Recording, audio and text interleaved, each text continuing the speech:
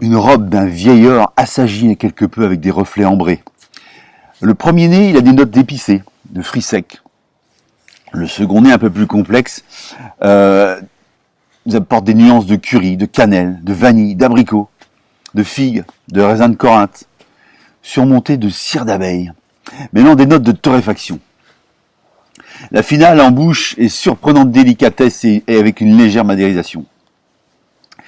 Si je vous avais pas dit le millésime de ce vin-là, et si on n'avait pas dit le millésime de ce vin-là aux gens qui l'ont dégusté en 2011, personne n'aurait pu dire que ce vin était de 1774. On aurait dit, ils auraient dit, parce que je l'ai malheureusement pas goûté, ils auraient dit que c'était un vin d'une cinquantaine d'années maximum.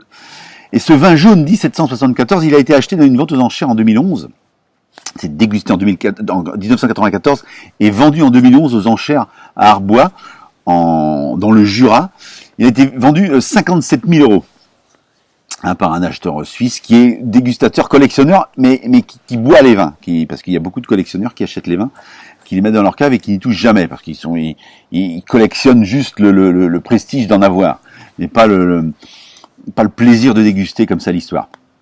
Alors pour le symbolique, imaginez 1774. Alors les vignes avaient été plantées sous Louis XIV, elles avaient été travaillées sous Louis XV, vendangées sous Louis XVI et mises en bouteille sous la Révolution.